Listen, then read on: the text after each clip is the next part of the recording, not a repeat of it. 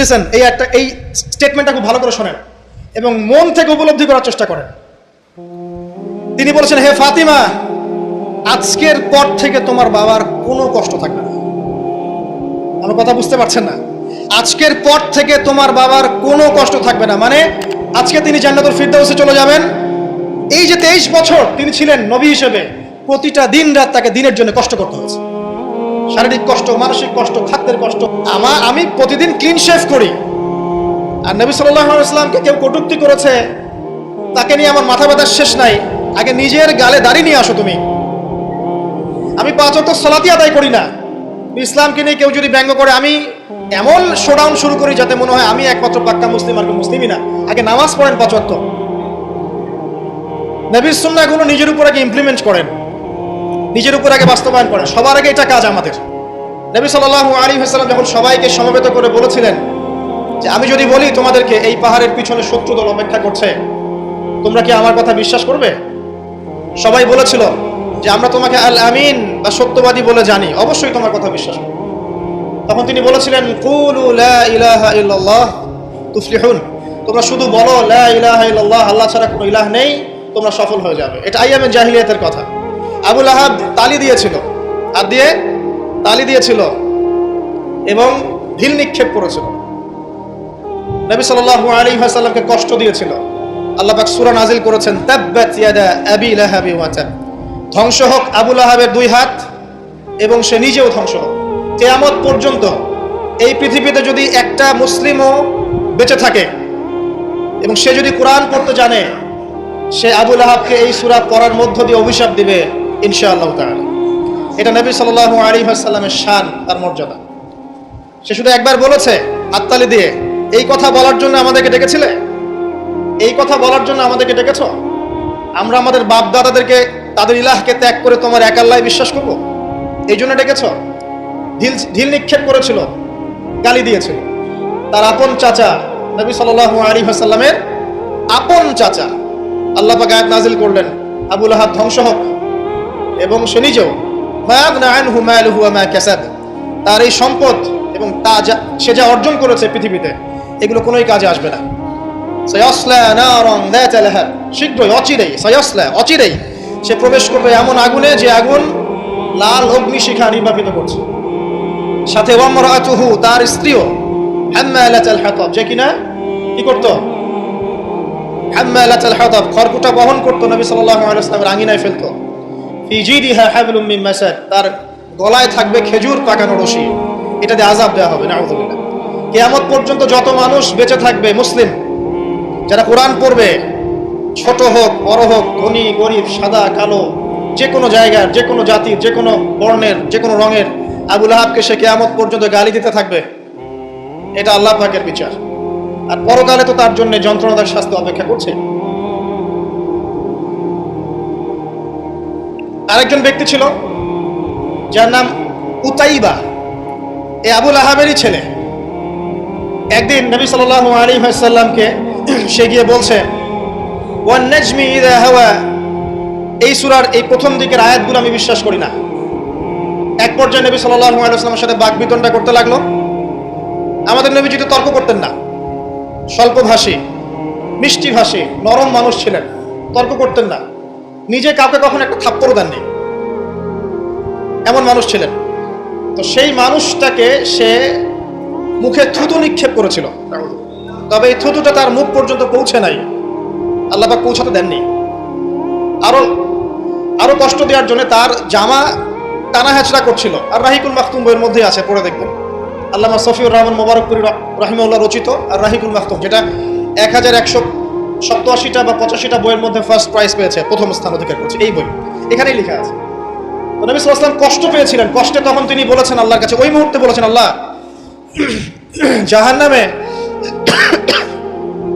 জাহান্নামে তোমার যে কুকুরগুলো আছে, জাহান্নামে কুকুর আছে আযাব দেওয়ার জন্য, এগুলোর মধ্যে একটা এর পিছনে আল্লাহ তুমি লেলিয়ে দিও।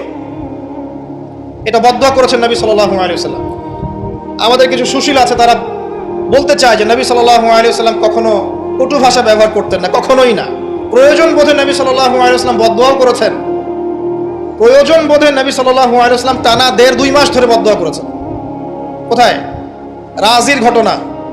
রাজি একটা ঝর্ণার নাম বা একটা কূপের নাম, এক একজন এক একভাবে ব্যাখ্যা করে। এখানে 10 জন সাহাবীকে চোরাগুপ্তা হামলা চালিয়ে হত্যা করা হয়। একদল লোক এসে বলেছিল, আপনার সাহাবীদের মধ্যে এমন কিছু সাহাবীকে পাঠান যাদেরকে আমাদের কওমে নিয়ে গেলে ইসলাম শেখা যাবে, মুআল্লিম।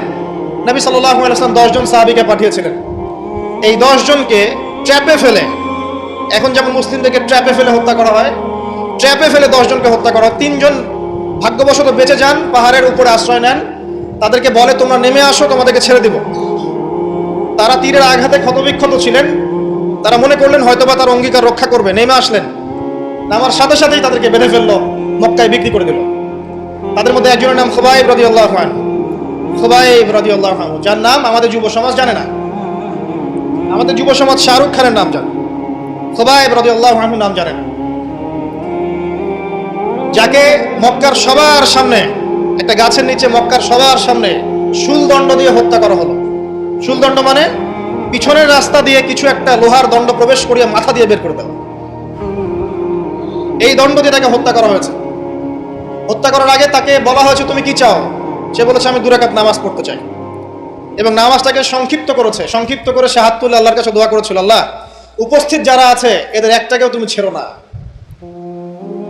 ওয়াকতুলহুম বাদাদা, তাদের সবাইকে তুমি সবগুলোকে এক জায়গায় করে হত্যা করো। দেখা গেছে ওই সবার লাশ বদরের কূপে পড়েছিল। বদরের পরেও যে যুদ্ধগুলো হয়েছে এগুলোতে এরা মারা গেছে। বদরের পরে যে যুদ্ধগুলো হয়েছে এরপরে এগুলো মারা গেছে। আসলে ঘটনাটা বদরের পরেই সম্ভবত।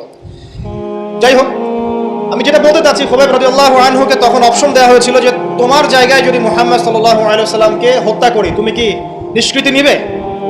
সে তখন বলেছিল রাদিয়াল্লাহু আনহু যে আমার জায়গায় মুহাম্মদ সাল্লাল্লাহু আলাইহি ওয়াসাল্লামের একটা চুলকেও যদি আঘাতপ্রাপ্ত করা হয় আমি সেটাও বরদাস্ত করব। এবং তিনি তখন একটা কবিতা আবৃত্তি করেছিলেন, বিভিন্ন কিতাবের মধ্যে কবিতাটা আছে, ওয়ালাস্তু বালি হিনা উক্তালু মুসলিমান, আমি কোনো পরোয়াই করি না যখন আমাকে মুসলিম হিসেবে মৃত্যু দেওয়া হচ্ছে। আলাই জামিন কানা লিল্লাহি মাসরাই, যে পাশেই আমাকে পাশ ফেরানো হোক না কেন, এই পাশ আল্লাহর জন্যই। যালিকা লিলাহ ওয়া ইয়াশা, তিনি এমন একজন ইলাহ যিনি চাইলে ইউবারিক আলা ফি কুল্লি শিলইন মুমাজ্জাআন, তিনি আমার দেহের প্রত্যেকটা হাড় এবং গোশতের টুকরায় বারাকা দিতে পারেন। তাকে এভাবে শহীদ করা হয়। এই 10 জনকে ট্র্যাপে ফেলে হত্যা করা হয়েছিল। খুবাইব রাদিয়াল্লাহু আনহু তাদের মধ্যে একজন। খেয়াল করে দেখেন, নবী সাল্লাল্লাহু আলাইহি ওয়াসাল্লাম এই ঘটনার পরে 1 থেকে 1.5 মাস তিনি টানা বদদুয়া করেছেন এই কওমকে যেন আল্লাহ পাক ধ্বংস করেন। ঠিক আরেকটা ঘটনা এর কয়েক মাস পরে ঘটে যায়, এর নাম বীরে মাউনার ঘটনা। বীরে মাউনা একটা জায়গার নাম, যেখানে একইভাবে দিন শেখার কথা বলে দায়ীদেরকে ডেকে নিয়ে এসে 70 জন দায়ীকে একসাথে হত্যা করা হয়েছে ট্র্যাপে ফেলে। যেটা বলছিলাম, নবী সাল্লাল্লাহু আলাইহি ওয়াসাল্লাম ক্ষেত্র বিশেষে বদদুয়া করেছেন। এই ব্যক্তির সম্পর্কে বদদুয়া করেছিলেন যে আল্লাহ আমাকে কষ্ট দিয়েছে, আমার মুখে থুতু নিক্ষেপ করতে চেয়েছে, আমার পোশাক ছিঁড়ে ফেলেছে, আল্লাহ তুমি তোমার জাহান্নামের কুকুরের মধ্যে একটা কুকুরকে দিয়ে খাইয়ে দিও। এই ব্যক্তি সিরিয়ায় গিয়েছিল ব্যবসা করতে, হঠাৎ করে রাত্রেবেলা দেখে চারপাশে বাঘ। আর এগুলো কোনো গাল গল্প নয়, হঠাৎ করে বাঘ চারপাশে। সে বলছে আমি মারা যাব। তার সঙ্গী সাথীরা বলছে যে আমরা তো এখানে আছি, কোনো সমস্যা নেই, আমরা তো কিছু দেখতে পাচ্ছি না। সে বলছে না, আমি যা দেখতে পাচ্ছি তোমরা দেখতে পাচ্ছ না। রাতের অন্ধকারে ঠিকই একটা বাঘ এসে তার গলা গর্দান ছিঁড়ে নিয়ে চলে গেছে। ওই যে বদদুয়া নবী সাল্লাল্লাহু আলাইহি ওয়াসাল্লামের এই যে ফল। আরেকদিন নবী সাল্লাল্লাহু আলাইহি ওয়াসাল্লাম নামাজ পড়ছেন কাবার হাতিমে, সেজদা দিয়েছেন।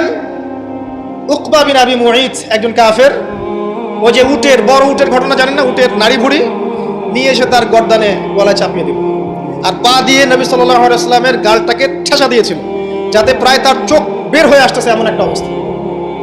যদি কাউকে এভাবে চাপ দেওয়া হয় খুব জোরে, চোখটা লাল হয়ে যাবে না? এইভাবে স্পষ্ট লেখা আছে সিরাতের গ্রন্থগুলো। নবী সাল্লাল্লাহু আলাইহি ওয়াসাল্লামকে এই অবস্থা থেকে উদ্ধার করলেন তার মেয়ে ফাতিমা রাদিয়াল্লাহু আনহা। আল্লাহর নবী প্রচন্ড কষ্ট পেলেন এই দিন, প্রচন্ড কষ্ট, এবং হাত তুলে তিনি একটা একটা করে নাম উল্লেখ করতে থাকলেন। আল্লাহ, আবু জাহেল ইবনে হিশাম, উকবা বিন আবি মুঈত, উতবা, শাইবা, রাবিআ, নাম উল্লেখ করতে থাকলেন। আল্লাহ, এদেরকে তুমি ছেড়ো না, এদেরকে দেখে নিও। নবীজি একবার যখন আল্লাহর সামনে বলবেন কিয়ামতের মাঠে, আল্লাহ আমার উম্মত, আল্লাহ আমার উম্মত, আল্লাহ পাক এক দোয়াতেই নবী সাল্লাল্লাহু আলাইহি ওয়াসাল্লামকে বলবেন তোমার উম্মতের মধ্যে যার অন্তরে সরিষা পরিমাণ ঈমান আছে ওকে বের করে নিয়ে আসো। সেই মানুষ যদি বদদুয়া করে নাম ধরে তাদের কি অবস্থা হবে এবার চিন্তা করেন। সেই মানুষের শান, তার মর্যাদা, তার চরিত্র নিয়ে কেউ যদি কথা বলে, কটূক্তি করে, তার অবস্থা পরকালে কি হবে চিন্তা করেন। দুনিয়াতে হয়তো কিছু হবে না, হয়তো পার পেয়ে যাবে, এই দুনিয়াটা চূড়ান্ত ফলাফলের জায়গা নয়। আর মুসলিমরা এখন দুর্বল, তাদের আল্লাহর কাছে দোয়া করা ছাড়া এখন কোনো অপশনও নাই।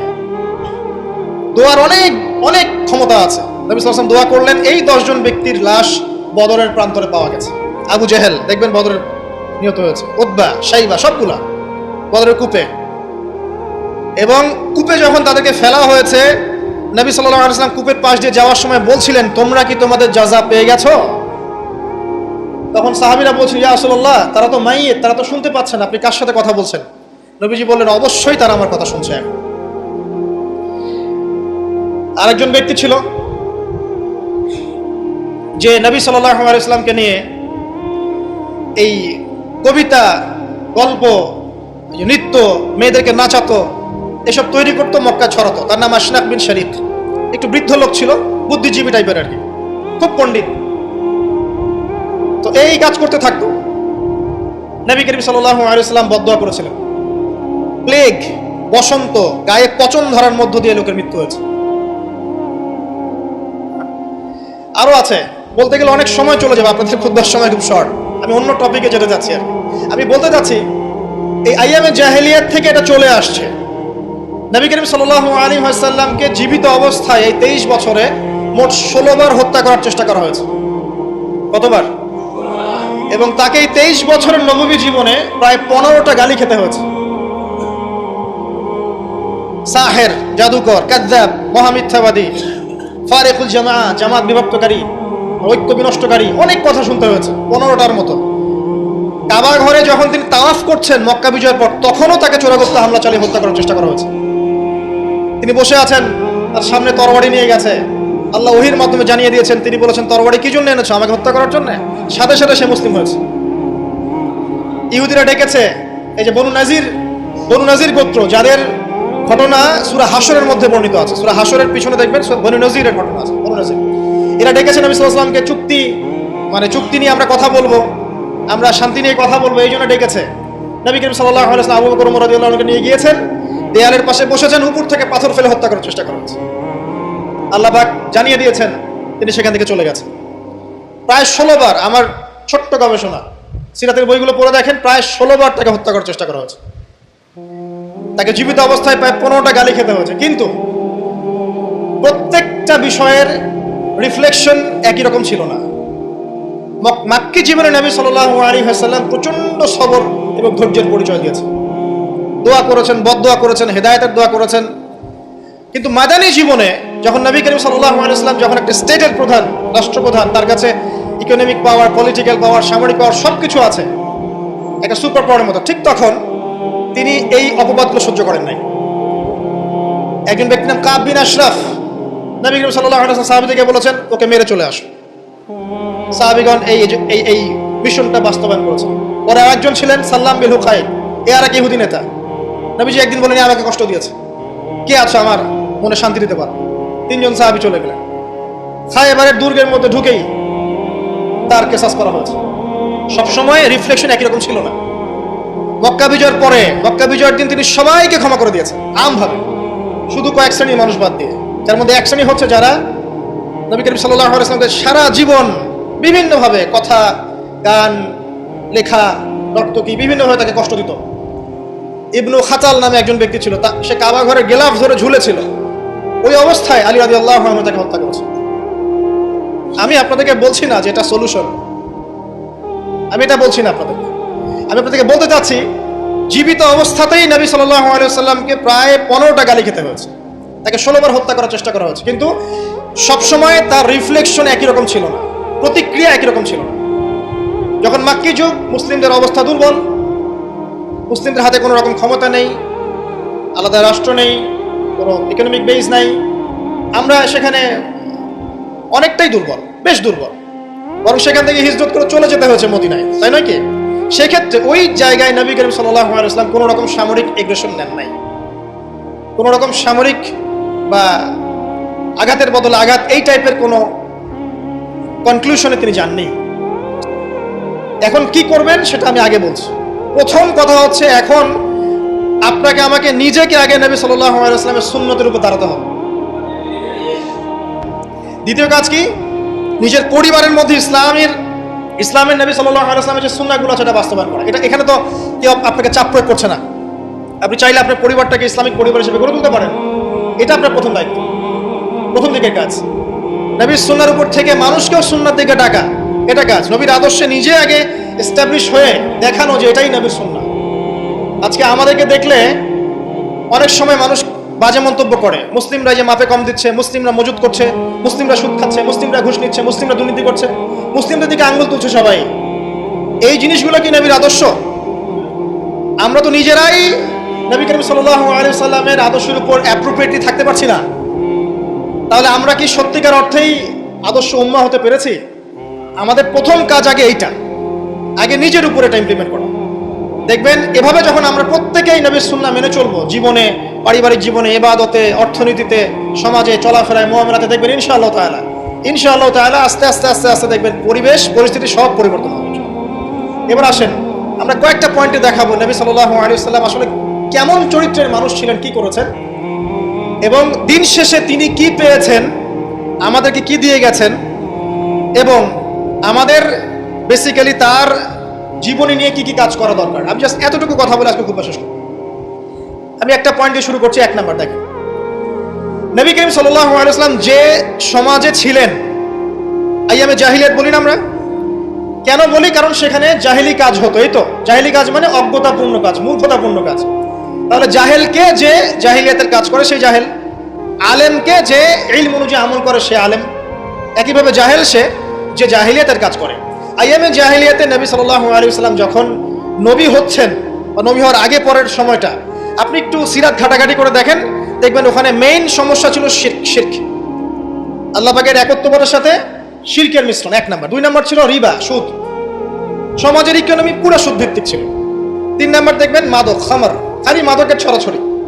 4 নাম্বার দেখবেন এই যে নারী জাতির ফিতনা, নারীর অবমাননা, নারীকে মোটেই মূল্যায়ন করা হতো না। তবে এতটুকু বলে নেই, ওই যুগেও নারীদের পোশাকটা শালীন ছিল এই যুগের চাইতে। ওই যুগেও নারীদের পোশাকটা শালীন ছিল এই যুগের চাইতে, কিন্তু ওদেরকে অধিকার দেওয়া হতো না, বৈবাহিক অর্থনৈতিক অধিকার দেওয়া হতো না। জেনা ছিল বেশি, ব্যভিচার ছিল বেশি, জুয়া এগুলো বেশি ছিল, এবং গোত্রীয় হানাহানি, দ্বন্দ্ব সংঘাত বেশি ছিল। এখন আপনি একটু ঠান্ডা মাথা চিন্তা করেন যে এই প্রত্যেকটা প্রবলেমস এখনকার বিশ্বে নাই, ওই জাহিলি যুগের চেয়ে বেশি আছে না কম আছে? এখন তাহলে কোন যুগটাকে আমরা আইয়ামে জাহিলিয়াত বলবো? ওই যুগটাই কি শুধু আইয়ামে জাহিলিয়াত, নাকি আবার জাহিলিয়াত ফিরে এসেছে? প্রতিটা জায়গায় আপনি ঘেটে দেখেন শিরকের ছড়াছড়ি আছে, ইভেন মুসলিমদের মধ্যেও আছে, মুসলিমদের ভিতরেও শিরক আছে। প্রতিটা ডিপার্টমেন্ট ঘাটেন রিবা আর রিবা, সুদ ছাড়া আমরা চলতে পারি না। সুদ খাবো আর বলবো যে নবীকে গালি যারা দিয়েছে ওদেরকে হত্যা করো, এই কথা বলছি আমরা, তাই না? নিজে আবার সুদখোর। তুমি নিজেই তো আল্লাহ এবং তার রাসূলের সাথে যুদ্ধ করছো। আল্লাহ পাক কি বলেছেন? যে ব্যক্তি সুদ ছাড়ছে না সে কার সাথে যুদ্ধ করছে? আল্লাহ এবং তার রাসূলের সাথে যুদ্ধ করছে। তাহলে কোন মুখ নিয়ে আমি কথা বলতে পারি যখন আমি নিজেই রিবা খাই? পরিবর্তনটা কোথায় দরকার ভাই? নিজেদের আগে না? আচ্ছা, এখন দেখেন সারা ওয়ার্ল্ড রিবা কেন্দ্র। আমি এটা নিয়ে এখন ব্যাখ্যা করতে যাচ্ছি না। এরপরে মাদক, আপনারাই ভালো জানেন যে প্রত্যেকটা যুব সমাজের এই যে সেক্টর, স্কুল লেভেলের বাচ্চারা পর্যন্ত এখন ভয়াবহ সব মাদক সেবন করছে। এগুলো নামও শুনিনি আমরা কখনো। মাদকদ্রব্য নিয়ন্ত্রণ অধিদপ্তর তাদের যত কাজ করছে, ক্লান্ত হয়ে যাচ্ছে, তাও মাদক থামাতে পারছে না। প্রশাসনের লোকজন মাদকের পিছনে রেড দিতে দিতে, মিশন চালাতে চালাতে ক্লান্ত হয়ে যাচ্ছে। একটাকে ডিফেন্ড করছে, আরেকটা নতুন মাদক আসছে। দেখবেন এগুলো কি পরিকল্পিত না? একটা যুব সমাজকে ধ্বংস করার জন্য। দেখেন ওই জাহিলিয়াত এখন নাই। নারীর যে ফিতনা, অবমাননা, এটা কি আগের চেয়ে বেড়েছে না কমেছে? মূল কথা বলছি যে এই জাহিলিয়াতের সমাজটাকে নবী সাল্লাল্লাহু আলাইহি ওয়াসাল্লাম পরিবর্তন করেছিলেন কিনা? কত বছরের মধ্যে? মাত্র 23। আমাকে একটা সমাজবিজ্ঞানী দেখান, একটা রাজনৈতিক নেতা দেখান, একটা অর্থনীতিবিদ দেখান, একটা দার্শনিক দেখান, একজন মহামানব দেখান, একটা লিডার দেখান যে মাত্র 23 বছরের ব্যবধানে পুরো আইয়ামে জাহিলিয়াতকে এমনভাবে পরিবর্তন করেছেন যে মক্কা বিজয়ের পরে না মক্কায় কোনো শিরক আছে, না কোনো সুদ আছে, না কোনো মাদক আছে, না কোনো নারীর হেনস্থা অবমাননা আছে, না বেপর্দা অশ্লীলতা আছে, না জেনা আছে, না ব্যভিচার আছে, না গোত্রীয় হানাহানি দ্বন্দ্ব আছে। একটা মানুষ দেখেন সারা বিশ্বে। চরিত্র কি নিয়ে গঠিত হয়? শুধু কি বিবাহ কেন্দ্রিক বিষয় নিয়েই চরিত্র গঠিত? মানুষের চরিত্র বলতে আমরা কি বুঝি?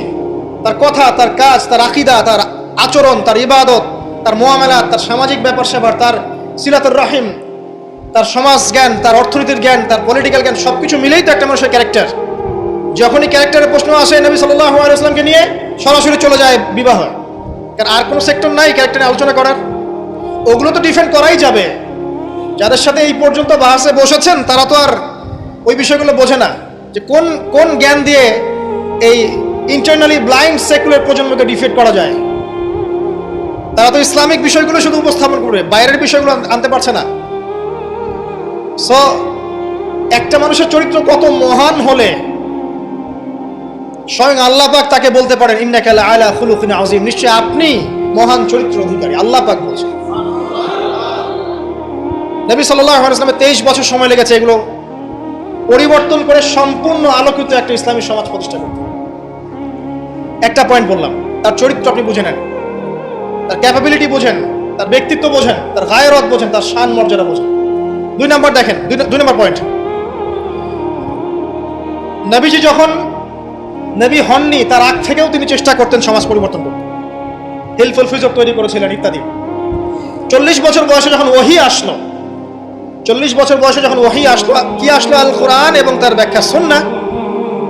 এই কোরআন এবং সুন্নাহকে কাজে লাগিয়ে এর শিক্ষা দিয়ে এর জ্ঞানটাকে প্রচার করে মানুষের মধ্যে এর জ্ঞানটাকে ইনস্টল করে নবী সাল্লাল্লাহু আলাইহি ওয়াসাল্লাম পুরো সমাজটাকে সংস্কার করলেন। তাহলে এই যে জ্ঞানতাত্ত্বিক বিপ্লব, আমরা যেটা কথা বলি জ্ঞানতাত্ত্বিক বিপ্লব, জ্ঞানের রেভলিউশন, জ্ঞান নিয়ে কথা বলা, শিক্ষা দেওয়া, শিক্ষার মাধ্যমে অজ্ঞতার অন্ধকার দূর করা, কে সবার আগে করেছে এই 1400 বছর হিস্ট্রিতে? তো আমরা জ্ঞানের যে সিলসিলা দিয়েছি 1400 বছর আগে, ইকরা বিসমি রাব্বিকাল্লাযী খলাক দিয়ে প্রত্যেকটা সাহাবী আবু বকর, ওমর, ওসমান, আলী থেকে শুরু করে একদম শেষ পর্যন্ত দেখবেন সবাই এই জ্ঞানের আলোয় আলোকিত হয়েই সমাজ পরিবর্তন করেছে। মক্কার 13 বছরে আমরা ছিলাম, একজন সাহাবী কি কোনো কাফেরের উপর হাত তুলেছিল? দেখাতে পারবেন? কোন কাফেরকে একজন সাহাবী হত্যা করেছে বা আঘাত করেছে বা থাপ্পড় দিয়েছে? বরং আপনি দেখবেন শত শত কাফের তারা মুসলিমদেরকে আঘাত করেছে, নির্মম নির্যাতন করেছে। বেলাল রাদিয়াল্লাহু আনহুকে শুয়ে পাথর বিছিয়েছে, চাবুক মেরেছে, গা পুড়িয়ে দিয়েছে, কত কি করেছে। আবিসিনিয়ায় চলে যেতে হয়েছে, তায়েফে গিয়ে নবী সাল্লাল্লাহু আলাইহি ওয়াসাল্লামকে নিজে মার খেয়ে আসতে হয়েছে। এই যে 13 বছর সহনশীলতার পরিচয় দিয়েছেন এই শিক্ষায় শিক্ষিত মানুষরা, তারা কি উগ্র ছিলেন? তারা সন্ত্রাসী ছিলেন? তাদেরকে কি তরবারির জোরে ইসলাম কবুল করানো হয়েছে? এই 13 বছর যে সাহাবীরা ইসলাম কবুল করেছেন তারাই তো পরে বদর যুদ্ধ করেছে, পরে হুদে গিয়েছেন, পরে খন্দক খায়বারে গিয়েছেন। এই যে বেসিকটা তৈরি করেছি আমরা মক্কার 13 বছরে, এই 13 বছরটা কি উগ্রতা দিয়ে প্রদর্শন করা হয়েছিল? কোন রকমের আগ্রাসী মনোভাব প্রচার করা হয়েছে? কিচ্ছু করা হয়নি। শুধু জ্ঞানতাত্ত্বিক সলিউশন দেওয়া, জ্ঞান শিক্ষা দেওয়া হয়েছে, কোরআন শিক্ষা দেওয়া হয়েছে, হাদিস শিক্ষা দেওয়া হয়েছে। এই শিক্ষার মধ্য দিয়ে যখন ভিতরটা পরিবর্তন হয়েছে তখন মানুষ আল্লাহর কাছে আত্মসমর্পণ করেছে। এই ছিল আমাদের মক্কার 13 বছর। তাহলে যে জ্ঞানের কথা বলি আমরা, যে মানুষটার কাছে কোরআনের মতো কিতাব আসে, এক বাক্যে আপনি আমাকে বলেন কোরআনের একটা আয়াত থেকে মিথ্যা প্রমাণ করতে পারবে? কোরআন কারীমের মধ্যে যাররা পরিমাণ কি মিথ্যা আছে বা অমানবিক কোনো বিষয় আছে? মানুষ ভুলভাবে সেটাকে উপস্থাপন করে, কিন্তু যদি সঠিকভাবে উপস্থাপন করতে পারে বা সৎসাহস থাকে, পশ্চিমকালে কোরআনে আপনি যাররা পরিমাণ ফল্ট পাবেন না। যালিকাল কিতাব লা রাইবা ফি, কোনো সন্দেহ নাই। এখন বলেন, এত পবিত্র একটা কিতাব একজন পবিত্র মহাপবিত্র সত্তার কাছ থেকে এসেছে, আর একজন জিবরাইল আলাইহিস সালাম ফেরেশতাদের লিডার, তিনি এটা বহন করে এনেছেন। এখন যে মানুষটার উপরে এটা নাজিল করা হচ্ছে তিনি কত পবিত্র চরিত্র অধিকারী, এখন আপনি চিন্তা করুন। যদি তার চরিত্রের মধ্যে যাররা পরিমাণ অপবিত্রতা থাকতো তাহলে কোরআন কি তার উপর নাজিল হতো? বুঝতে পারছেন? মনে করেন আমাদের চরিত্রে কি অসংখ্য অপবিত্রতা আছে না? আমার উপরে কি আল্লাহর নূর, আল্লাহর এই যে কিতাব ওহী এগুলো অবতীর্ণ হওয়ার সুযোগ আছে কোনো? নাই। আল্লাহ পাক পবিত্র মানুষদেরকে বাছাই করেন। আল্লাহ রাব্বুল আলামিন সবচেয়ে পবিত্র মানুষকে বাছাই করেছিলেন মহাপবিত্র কিতাব দেওয়ার জন্য। এটাই তো যথেষ্ট তার চরিত্র ব্যাখ্যা করার জন্য। আর কি প্রয়োজন? যার কাছে কোরআন নাজিল হতে পারে তার চরিত্র নিয়ে কথা বলার কোনো অবকাশই নাই। তিনি যে কাজই করেছেন, যখন যে কথাই বলেছেন, যে ইনিশিয়েটিভ নিয়েছেন, প্রত্যেকটাই আল্লাহর হুকুমেই নিয়েছেন, এর হুকুমের বাইরে কিছু করেন। শুধু তাই নয়, তার শত্রুরা পর্যন্ত মক্কায় কখনো বলতে পারেনি তিনি মিথ্যাবাদী, তিনি মাপে কম দেন, তিনি ওয়াদা খেলাফ করেন, তিনি অমুক, তিনি তমুক। তার শত্রুরা পর্যন্ত এটা বলতে পারেনি। বরং তার শত্রুরা বলেছিল এইভাবে যে তোমাকে আমরা অবিশ্বাস করি না, বরং তুমি যে কোরআনের কথা বলছো এটাকে আমরা অস্বীকার করছি। এটা 2 নম্বর পয়েন্ট। জ্ঞানের রেভলিউশন আমরা দিয়েছি, নবী সাল্লাল্লাহু আলাইহি ওয়াসাল্লাম দিয়েছেন। আর এই জ্ঞান না থাকলে আপনি তো শূন্য। আমরা ঠিকই তো আছি জ্ঞানের উপরে। আর একটা বিষয় সবার কান খুলে শুনে রাখা উচিত, পবিত্র কোরআন এবং সহিহ সুন্নাহ বা নবী সাল্লাল্লাহু আলাইহি ওয়াসাল্লামের সুন্নাহর মধ্যে এমন কোনো বিষয় নাই যেটা ব্যাখ্যা করা হয়নি। এটা মানতে যদি আপনার আপত্তি থাকে, আমরা আপনার সাথে লড়াই করব না, আমরা আপনার সাথে ঝগড়া করব না, বিবাদ করব না, আপনাকে আঘাত করব না। আপনাকে বিনয়ের সাথে বলবো, আপনি আরো 10 বার স্টাডি করেন, আপনি আরো 10 বার স্টাডি করেন, কোরআন এবং সুন্নাহকে আরো 10 বার স্টাডি করেন, আপনি খুঁজে পাবেন ইনশাআল্লাহ কোরআন এবং সুন্নাহর মধ্যে কোনো রকমের ভুল ত্রুটি, মানবতা বিরোধী কিছু নেই। আল্লাহ পাক আমাদের সবাইকে বোঝার তৌফিক দান করুন। শেষ করছি, সময় কম। তৃতীয় পয়েন্টটা শোনেন। নবী করিম সাল্লাল্লাহু আলাইহি ওয়াসাল্লাম শুধু এমন মানুষ ছিলেন না যিনি শুধু কোরআন সুন্নাহর কথাগুলো নিজেই বলে ক্ষান্ত হয়েছেন, নিজের উপর আমল করেন নাই। এমন মানুষ তিনি ছিলেন না। প্রত্যেকটা আয়াত এবং হাদিস যখন এসেছে তার কাছে, তিনি নিজে আগে সেটার উপর আমল করে দেখিয়েছেন। দেখেন, একজন মানুষ দিন প্রচার করছেন, একজন মানুষ যিনি পরিবার চালানোর জন্য রুজি রোজগারের চেষ্টা করছেন, একজন মানুষ তিনি পিতার দায়িত্ব পালন করছেন, একজন মানুষ তিনি স্বামীর দায়িত্ব পালন করছেন। নবী সাল্লাল্লাহু আলাইহি ওয়াসাল্লামের স্ত্রীরা কি তার প্রতি অসন্তুষ্ট ছিল? একজন মানুষ যিনি আবার যখন মদিনায় গেছেন তখন সেখানকার সামরিক বিষয় ডিল করছেন, পররাষ্ট্রনীতি অ্যাপ্লাই করছেন, রাজা বাদশাদের কাছে ইসলামের দাওয়াত দিচ্ছেন, যখন প্রয়োজন হচ্ছে তখন বদরের মাঠে তিনি অস্ত্র ধরছেন। একজন মানুষ যে এতগুলো কাজ করছেন, এই ভার্সেটাইল ক্যারেক্টার পাওয়া যাবে একটা মানুষ দেখান মহাবিশ্বে। একটা মানুষকে দেখান যার কাছে এই চরিত্রের সবগুলো দিক আছে, যিনি একজন আদর্শ পিতা, আদর্শ নেতা, আদর্শ অর্থনীতিবিদ, আদর্শ ফিলোসফার, আদর্শ পলিটিশিয়ান, আদর্শ লিডার, কমান্ডার। একটা মানুষ দেখান যার মধ্যে সব গুণাবলীর সংমিশ্রণ আছে। তারপরেও কি ব্যাখ্যা করতে হবে যে এই মানুষের চরিত্র আল্লাহ পাক কর্তৃক সার্টিফাইড, এই মানুষ আল্লাহর কর্তৃক মনোনীত একজন বান্দা? আর তো কিছু প্রয়োজন নাই। আবার নিজের উপর আমল দেখেন, এত কিছুর পরেও নিজে রাত জেগে তাহাজ্জুদ করছেন, পা ফুলিয়ে ফেলছেন, সবচেয়ে বেশি জিকির করছেন, সবচেয়ে বেশি তেলাওয়াত করছেন, সবচেয়ে বেশি রোজা রাখছেন, সবচেয়ে বেশি নামাজ পড়ছেন, শুধু কথা বলেই ক্ষান্ত থাকছেন না, নিজেও আমল করছেন এবং সবচেয়ে সেরাটা করছেন। এমন একজন মানুষকে খুঁজে দেখান যে শুধু বড় বড় কথা নিজে বলেই না, বরং আমল করেও দেখায়। একটা কনক্লুশন আসতে পারে। আমরা যখন বলছি জ্ঞান মানে ওয়াহি, আল্লাহর ওয়াহি হচ্ছে চূড়ান্ত জ্ঞান, সিম্পল, শেষ, ফুল স্টপ। আল্লাহর ওয়াহি হচ্ছে চূড়ান্ত জ্ঞানের উৎস, আল্লাহর ওয়াহি হচ্ছে চূড়ান্ত জ্ঞানের উৎস, ফুল স্টপ। এটা আমাদের কমপ্লিমেন্ট, আমাদের আকীদা, মানহাজ। আর তাদেরকে দেখবেন জ্ঞান মানে বুদ্ধি, জ্ঞান মানে অভিজ্ঞতা, জ্ঞান মানে সমন্বয় ইত্যাদি বলতে বলতে মুখের ফেনা উঠে যাচ্ছে, কোনো কনক্লুশন আসতে পারছে না কেউ। নবী সাল্লাল্লাহু আলাইহি ওয়াসাল্লাম এমন একজন মানুষ ছিলেন যিনি সবকিছু শুধু আলোচনা করেই, ব্যাখ্যা করেই আর মানুষকে দাওয়াত দিয়ে ক্ষান্ত ছিলেন না, বরং তিনি কাজ করে দেখিয়েছেন। অ্যাজ এ ফিলোসফার তিনি সফল, অ্যাজ এ পলিটিশিয়ান সফল, অ্যাজ এ সামরিক লিডার তিনি সফল, একজন কূটনীতিবিদ তিনি সফল, সমাজবিজ্ঞানী তিনি সফল, অ্যাজ এ ফাদার তিনি সফল, অ্যাজ এ হাজব্যান্ড তিনি সফল। কি চাচ্ছেন? একজন মানুষের মধ্যে এত কোয়ালিটি থাকার পরেও তার চরিত্র নিয়ে কথা বলছেন। ওই যে বিয়ে, আয়েশা রাদিয়াল্লাহু আনহাকে কেন বিয়ে করলেন এত কম বয়সে? আমি 3টা পয়েন্ট বলেছি, আরেকটা পয়েন্ট বলছি শোনেন। নবী করিম সাল্লাল্লাহু আলাইহি ওয়াসাল্লাম এই যে 23 বছরের জীবনীটা কথা বলেছি, প্রথম 3 বছর গোপনে দাওয়াত দিয়েছেন, এরপর প্রকাশ্যে দাওয়াত দিয়েছেন, ধৈর্যশীল ছিলেন, সবর করেছেন, মার খেয়েছেন, নিজের মাতৃভূমি ছেড়ে চলে গেছেন, সেখানে তাকে আল্লাহ পাক ক্ষমতা দিয়েছেন। আমি আপনাকে তার স্যাক্রিফাইসগুলো দেখাচ্ছি, একটু স্যাক্রিফাইসগুলো দেখেন। তিনি কি ভালো ঘরের সন্তান ছিলেন না?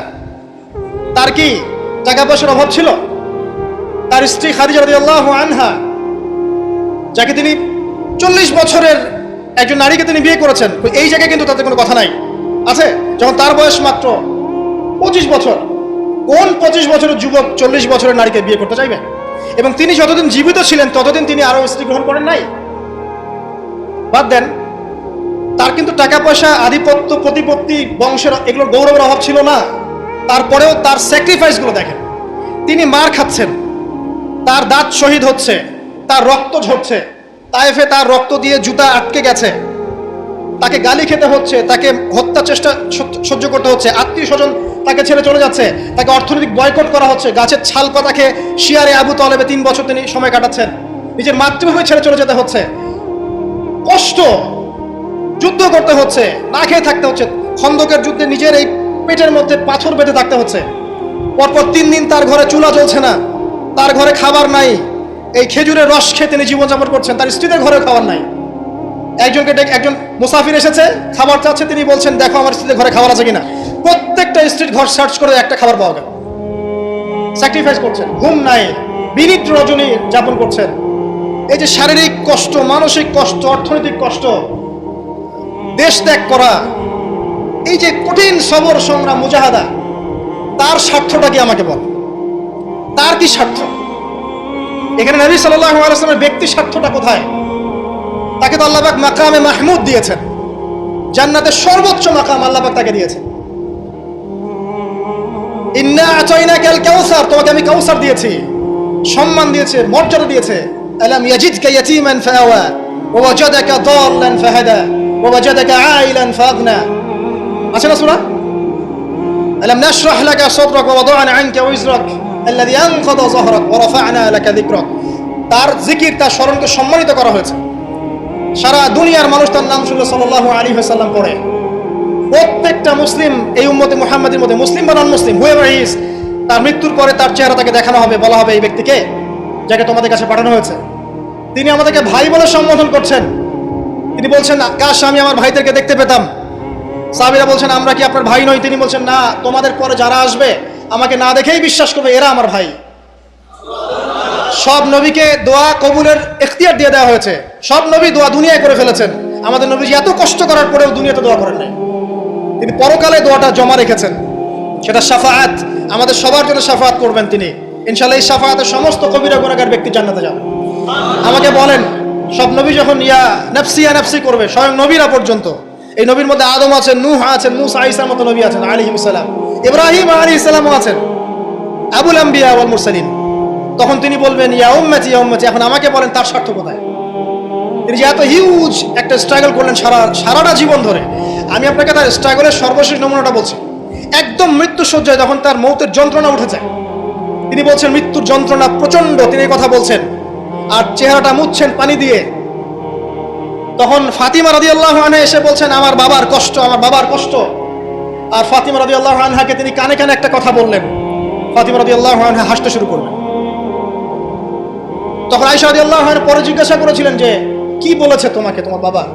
তিনি বলেছিলেন যে আমাকে আমার বাবা বলেছে যে এই যন্ত্রণা তার ইন্তেকাল হবে। তখন আমি কাঁদতে শুরু করলাম। তারপরে আমাকে তিনি বললেন আমার পরিবারের মধ্যে তুমি সবার আগে আমার সাথে দেখা করবে জান্নাতে। তখন আমি হাসতে শুরু করলাম। এই জায়গায় একটা ঘটনা ছিল, সেটা হলো যখন তিনি প্রচন্ড কষ্ট করছেন মৃত্যুর যন্ত্রণায়, ফাতিমা রাদিয়াল্লাহু আনহা তিনি বলছেন আমার বাবার কষ্ট আমাদের যা আছে আমরা একটু মিলাই। নবী সাল্লাল্লাহু আলাইহি ওয়াসাল্লামের কি ছিল? এই মহান নেতা যিনি সারা জীবন কষ্ট করলেন, শেষে ফাতিমা রাদিয়াল্লাহু আনহাকে বলছেন আজকের পর কোনো কষ্ট থাকবে না, আজকেই শেষ, সব কষ্ট আজকেই শেষ হয়ে যাবে। এই ব্যক্তির কি বাড়ি ছিল ডুপ্লেক্স? এই ব্যক্তির কতটুকু জমি ছিল? এই ব্যক্তি কতটুকু খাবার খেয়েছে প্রত্যেক দিন? এই ব্যক্তির কয়টা আলিশান জামা ছিল আমার মতো আপনার মতো? এই ব্যক্তির কত ব্যাংক ব্যালেন্স ছিল? এই ব্যক্তির কি ছিল দুনিয়াতে? দুনিয়ার জীবন চলার জন্য তার ঘরে কি ছিল? আসলে আমাদের প্রত্যেকের ঘরে যা আছে নবী সাল্লাল্লাহু আলাইহি ওয়াসাল্লামের চেয়ে বেশি সম্পত্তি আছে। এই হিউজ স্ট্রাগল তিনি করলেন কার জন্য, মানে কাদের জন্য? তিনি পেলেনটা কি? এক কথায় উত্তর হচ্ছে এই কষ্ট তিনি করেছেন উম্মতে মুহাম্মাদের জন্য। আফসোস, দুর্ভাগ্য যে আজকে উম্মতে মুহাম্মাদের মধ্যে এক শ্রেণীর মানুষ তার চরিত্র নিয়ে কথা বলে, দুঃসাহস করে, লজ্জায় তাদের মাথা হেড হয়ে যায় না। লজ্জা থাকতে হয় মানুষের মধ্যে। তো ধরেন কেউ একজন আপনার প্রতি ইহসান করেছে, অনেক উপকার করেছে আপনার, আপনি যদি তাকে নিয়ে ভালো মন্দ কথা বলা শুরু করেন, বুঝতে হবে আপনার নির্লজ্জ প্রকৃতির মানুষ, লজ্জাই নেই আপনার। আপনি একজন মানুষের কাছে ইহসান গুজার, সে আমার জন্য কত পরিশ্রম করেছে, আপনার তো তার পা ধুয়ে দেওয়া উচিত। সাহাবা ইকরাম রাদিয়াল্লাহু আনহুম এই কাজটাই করতেন এবং তারা আল্লাহ এবং তার রাসূলকে আপন মনে করতেন। কোনোদিন তার কাছে গিয়ে কোনো হাত যে পেতেছে কখনো ফিরে আসে নাই খালি হাতে। কোনোদিন কেউ দান চেয়েছে তিনি ফিরিয়ে দেননি। একদিন নামাজে দাঁড়িয়েছেন, একামত হওয়ার পরে আবার বাসা চলে গিয়েছেন। সাহাবীরা অবাক, কি ব্যাপার? একটু পর ফিরে আসলেন, বললেন আমার কাছে কিছু দিনার ছিল, এগুলো সদাকা করে দিয়ে তারপরে নামাজে দাঁড়ালেন। সবসময় সত্য বলেছেন, সত্যের উপর থেকেছেন, এতিমদের খোঁজ নিয়েছেন, বিধবাদের পাশে ছিলেন, উম্মাকে ঐক্যবদ্ধ করেছেন, মানুষের মাঝে ভেদাভেদ দূর করেছেন, এক ওয়ান উম্মাহ ন্যাশন গঠন করেছেন, সুদ দূর করেছেন, মাদক দূর করেছেন, শিরক দূর করেছেন, আল্লাহ ভোলা মানুষকে আল্লাহকে চিনিয়েছেন, পরকালকে চিনিয়েছেন, মানুষকে জান্নাতের পথ দেখিয়েছেন। কি করেন নাই? আপনি আমাকে একটা সেক্টর দেখান যেটা মানুষ করার বাকি থাকে, যেটা তিনি করেন নাই, একটা সেক্টর দেখান। তারপরে এই মহান মানুষের সম্পর্কে আমরা বাজে ধারণা লালন করছি, আজে বাজে কথা বলছি।